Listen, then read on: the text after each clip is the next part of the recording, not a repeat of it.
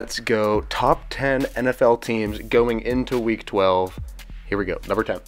Okay, number 10, let's go with the Titans. I mean, they might not be the flashiest team. I don't think Tannehill's the best quarterback by any stretch. They have some injuries. They're not, I don't want to say untalented. It's the NFL. Everybody's talented. But, I think flashy is the right word. They're not, loaded with talent, but they know what they do well. They run the football. They're going to play good team defense. They're going to be tough. You're always going to get a really good version of that team. Their ceiling might not be that high, but you're going to get really close to their ceiling every time they play. And they've got a really good coach, too. Absolutely. I love Mike Vrabel. I think he's a top 5 head coach right now. Yeah, we had the TikTok about it during the break while we were off. And we know that really well-coached teams, to go along with the bit of talent they do have, and by bit of talent, I mean Derrick Henry, they're a little bit limited at some positions like quarterback. I don't think Tannehill's going to be, ever the quarterback that's going to lead them down some insane stretch and run into the playoffs and then win a Super Bowl. I don't think he's that guy. But they do a lot of things well, and their coach thinks up some really nice schemes, at least at this point in the NFL. I mean, we see it all over the place with Sean McVay and Kyle Shanahan and the lack of it in Pittsburgh. So, I mean, the creativity. Right now, you took the Titans against every other person that you're going to hear on the rest of this list. Here's why I like them.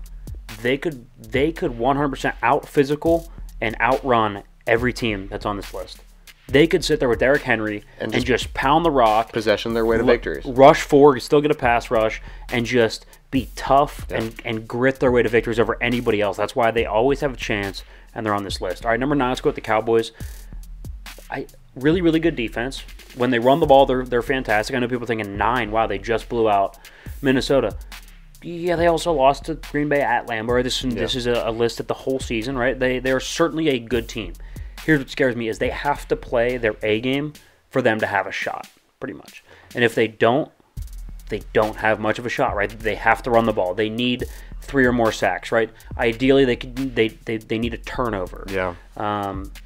If you said you're down 10 going into the second half, you already have 2 turnovers, can you go win the game? I don't think they can. I think that's what it is down the stretch in November and December. Yeah, that's going to be a big issue because those are the types of things that you're going to have to grit out and find ways to victory. The end of the season is so crucial because everybody's a win away, and every game matters to the point where you can't afford to drop games anymore. You can't afford to lose those 50-50 games. If you want to actually have any type of a shot at any sort of championship game, whether that be conference or the Super Bowl. Right, and also looking ahead at all the other teams above him, all 8 of them, I would say at least 6 of them, more like 7 to maybe even all 8, I'd rather their quarterback. So in a big game, that's what I would default to. Yeah. So, all right, let's go number 8. Let's go with the Dolphins. So we got Tua, Jalen Waddle, Tyreek Hill, right? So loaded with talent. I like their head coach, Mike McDaniel. They have a really, really nice offense. I worry a little bit about the defense and the consistency, right? We've seen Tua against good defenses kind of break down a little bit, but at the end of the day, that's a really good offense, well-coached team, and a good enough defense. Yeah, and I think in their division right now, I like them over the Patriots. I like them over the Jets. And I think they can compete pretty much 50-50 with the Bills at this point. I mean, we have the Bills a little bit higher up on this list. You'll see that, obviously. Because they have I still see them having that ceiling where they can beat a Josh Allen in Buffalo. Yeah. And I think we've said it before, anybody on this list, we can see beating anybody else on this list. Yeah. Well, it's the NFL. I mean, it's crazy. That's the good news. I mean, the Giants lost to the Lions. So it is what it is. All right, number 7, let's go with the Bengals. I didn't take a whole lot from this latest victory, but here's what I do look at is what they've been able to do without Jamar Chase. They've still been pretty productive. T. Higgins has been good. Joe Mixon's been running the football really, really well. And Joe Burrow's just calm, cool, collected. I was saying this while we were watching the game. I said it's kind of frustrating to have the next Brady in our division where it's just 8 yards, dink, dunk, tight ends, running backs, slot guys. And then it's over the top Jamar Chase for 40. So it's very frustrating. It has a feeling of Brady where it's just frustrating. There's nothing you can do. The minute you come up, you're screwed. It's so hard to defend, and especially with the horrific linebackers that the Steelers have right now. None of them have looked good in coverage. Everybody's gotten burnt. It doesn't matter what tight end you throw at them. Doesn't matter what slot receiver you throw at them. They're not going to be able to stay on them. And those dink and dunks have hurt the Steelers for, I mean, what, since 2004 when Brady started really just stepping into that? Yeah. Our number 6, let's go with the Ravens. I know it might be a little bit high given that they just barely beat Carolina, but at the end of the day, it's the National Football League. They found a way to win. I like their quarterback. I like their coach. They can run the football. Good in the trenches on both sides. Young in the secondary, so I worry if they got into a shootout. Again, with Lamar, you have a shot. You have a shot. You always do. And, I mean, the weapons around them are good enough. And they'll make plays for him. And on the flip side, their defense, they have a great defensive line, and they're going to be able to attack you with a good pass rush. They can blitz multiple backers at the same time and still have people in coverage when they bring in those dime looks. So there are a lot of things I like about Baltimore, and they're kind of a sneakier team right now. They don't have I think they have a deflated record. We were talking earlier about the Giants, how I think they have an inflated record. This is one where I think, the Ravens are going to rack up some more wins, and it's going to be a really dangerous team to face in, obviously, late November now, but into December throughout the rest of the season. You could look up, they'd be 13-4, and you're like, oh, okay, yeah. I mean, that's, wow, all right. All right, number 5, let's go with the Vikings. I think they're slightly better because I think they're more talented on the outside. In a weapons league, that's important. And at the same time, you still have Dalvin Cook to run the football. So I think they're a little bit more balanced on offense with more talent. And then defensively, they do get a bit more of a pass rush with Zadarius Smith, and they have Patrick Peterson on the back end. So I think they're very similar when it comes to know who they are offensively and some question marks defensively, but most of the time good enough. Yes. Right? Very similar to Baltimore. But I think they have better guys in almost every position except for like quarterback. Yes. I think their wide receivers are better. Dalvin Cook's better. Patrick Peterson's better. Zadarius Smith's better than anybody Baltimore has. And don't let this past week cloud your vision on what we've seen from Kirk Cousins this year. He's been a really good quarterback. He's been just beyond serviceable. He's made some really nice throws, really good plays, and good decisions all year. This past week against Dallas did not look like that whatsoever. But I think going forward, he's a veteran quarterback. He knows what it's like to come back and have some resiliency from a bad game. So I think he rebounds pretty well. I like the Vikings down the stretch. I do. Right. Sorry. I just like, I can never stand the slander of Kirk Cousins. So I had to just pull up his stats. I mean, just listen to the pass ratings. Okay, this year, if you want to complain, 86. Okay, whatever. 103, 105, 107, 100, 94, 97, 102. Or, like, those are the last, 7-8 years that I just said. Yeah. Like, Kirk puts up big boy numbers. That just is what it is. Like, I like it or not. Ready? Listen to touchdowns. 33, 35, 26, 30, 30. Like, it's every year, okay? Like, he's a good quarterback. No Kirk slander. No Kirk slander. Unless prime time, then we'll slander Kirk. Yes. All right, number 4, let's go with the 49ers. When healthy and when playing well, they might be the best team in the league.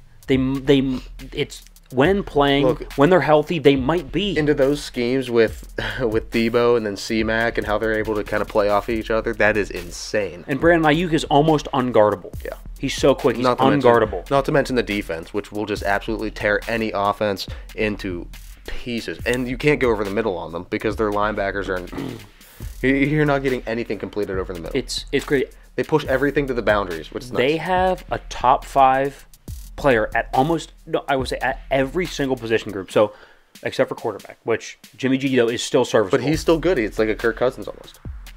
C-Mac, Debo Samuel for the wide receivers. Yeah. George Kittle as a tight end, certainly top 5. Yep. Trent Williams on the offensive line's top 5. Fred Warner as the linebacker spot. Nick Bosa up front. And that Hufanga, that safety, is 100% playing like a top 5 secondary player, DB. For sure. Every layer, it's crazy. It's crazy. They have been able to acquire talent by not overpaying, which is weird though, because they are paying a good amount of money to Jimmy G to be a backup. And remember they restructured it to $7 million a year, which is great. All right, let's go with number 3, the Bills, because I think right now, in a big game, who do I trust? Josh Allen or Jimmy G? I will lean Josh Allen, although it looks different. I don't think the gap is like insane. Like, I think Jimmy G can hold his own in a big game. Yes. I'm not saying that he will play as well as Josh Allen. I'm not saying he's not going to take control of a big game like Josh Allen will. With that supporting cast, he can compete in a big game with Josh Allen. But I do think Josh Allen makes 1 or 2 extra plays, wins the game. And also, I think the defense is better in Buffalo. I think so too. Well, no, it's close. It's so close. Well, right now Matt Milano's out, so they're not playing as well. Well, the pass rush is just crazy in Buffalo. The pass rush is better. The pass rush is definitely better, which is crazy to say because that's compared to a Nick Bosa-led pass rush. Right, but then they have Von Miller, and they rotate 6 deep that are fantastic. So, all right, let's go number 2, the Eagles. I'm not going to dock them a whole lot for the last 2 weeks. A little bit of struggles. They lost, obviously, at home, and then they kind of scuffled by Indy. This is the NFL. This is kind of what happens around this time of the year, right? Teams have your tape. You're getting into it's almost like November. dog days of the summer when in baseball, you get into the July, August baseball. Dog days of the winter, right? Yeah. It is what it is. It's tough, but when they can establish their running game, when they can get physical, when they can run the football, play action fake, that's a tough team to beat.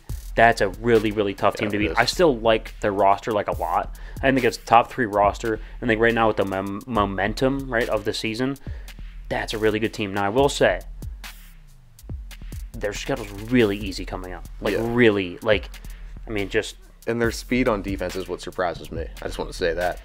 How fast they can get to the ball carrier. You're not getting any yards against the Philadelphia. So they have Green Bay, but it's at home. I don't consider Green Bay even a top 15 team. No, I think they're closer to 20. They might. I would consider that an easy game. Yeah. Now then they have to host the Titans. That's not great. Go to the Giants, which what do they do against average quarterbacks? Swallow them, right? Easy. And then they go, to Chicago. Again, another young quarterback. I think Chicago has the right momentum, but I don't think they're a good team by any stretch of the imagination. No. And then they go to Dallas, which will be tough. But there's 3 games that are super winnable. At worst, you're looking at 13-4, I imagine. They look really good. So, all right, and at number 1, of course, the Chiefs. Nobody's Patrick beating Mahomes. It's so hard to put them anywhere other than 1, right? You have the best quarterback in the game. You're not going to lose by a possession. It's almost guaranteed. You're not going to get waxed and absolutely have your defense fall apart because they just don't. They bend. They don't break. Right. And you have a pretty good running game. You got some really good weapons for Patty to throw to. It's so hard to take them from 1. That's what surprised me about the other day. I watched a drive where they just ran the ball 6 straight times and just moved right down the field. I'm like, they can do it when they want to or when they need to, right? Yeah. That's what's different, I think, about Buffalo. The Buffalo, when they need to run, when they really want to run, they can. Kansas City can't. And you look at their schedule ahead, right? So they have the Rams at home. That's easy. That's a win. That's a lot. Now they go to Cincinnati. That's not great. But then 3 straight wins at the end of the year. They go to Denver. They go to Houston, and then they host Seattle. I like Seattle a lot, but at Arrowhead in December, they're getting crushed. The only reason they lose that is if they're resting starters. That's it. That's the only way that they would lose that game. Yeah. Yes. At that point, if they had the division, the conference locked up. Yeah, so they have the 1 seed, obviously having the division, and then they have the 1 seed locked up. Yeah, absolutely. Absolutely, you would rest. Yeah. But that's the only way they lose that game. All right, well, that's our top 10. Let's go back through it. We'll start at 1. Chiefs, Eagles, Bills at 3. Then we got the Niners at 4, Vikings at 5, Ravens at 6. The Bengals, Dolphins, and the Cowboys at 7, 8, 9. And finishing off with the Titans at 10 to round it off. You can check out the graphic